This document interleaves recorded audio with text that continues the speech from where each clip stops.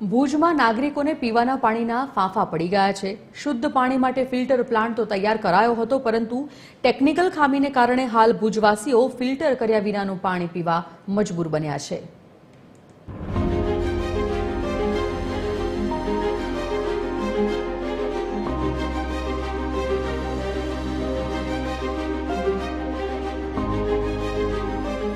કચ્છનું સૌથી મોટું શહેર, પરંતુ આ શહેરમાં લોકોને પીવાનું શુદ્ધ પાણી પણ મળી રહ્યું નથી, કારણ કે લાખોના ખર્ચે તૈયાર કરાયેલા ફિલ્ટર પ્લાન્ટમાં જ ટેકનિકલ ખામી સર્જાઈ ગઈ છે।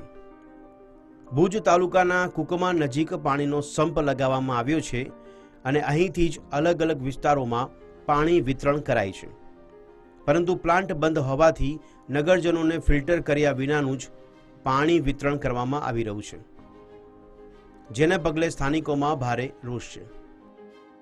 પાણી પુરવઠા દ્વારા પણ કરોડોના ખર્ચે નવો ફિલ્ટર પ્લાન્ટ નાખવાની વાત આવી છે।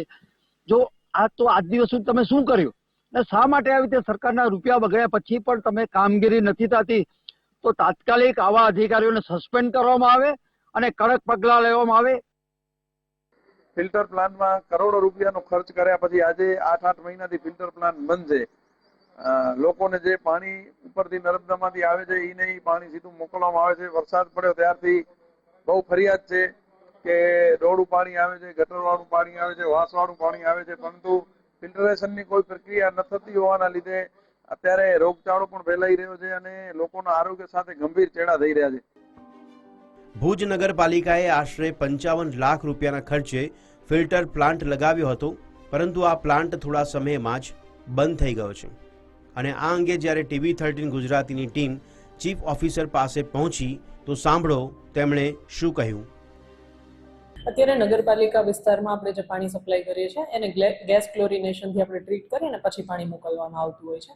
એ ઉપરાંત આપણે કુકમાં જે મેઇન સમ્પ છે ત્યાં આખો પ્રોજેક્ટ GUDC દ્વારા એક્ઝિક્યુટ કરવામાં આવી રહ્યો છે, જે લગભગ 20 કરોડના ખર્ચે થઈ રહ્યો છે અને ત્યાં આપણે WTPનું આયોજન બી થયું છે। તો ચીફ ઓફિસરનું કહેવું છે કે હાલ ક્લોરિનેશન બાદ જ પાણી વિતરણ થાય છે અને 20 કરોડના ખર્ચે નવો ફિલ્ટર પ્લાન્ટ તૈયાર કરવાની યોજના પણ છે, પરંતુ હાલ ભુજવાસીઓ અશુદ્ધ પાણી પી રહ્યા છે, તેનું શું? આશા રાખીએ કે આ અહેવાલ બાદ તંત્ર જાગે અને ભુજવાસીઓને શુદ્ધ પાણી પહોંચાડવાની વ્યવસ્થા કરવામાં આવે। ભુજથી TV13 ગુજરાતી માટે અયાઝ સિદ્દીકીનો અહેવાલ।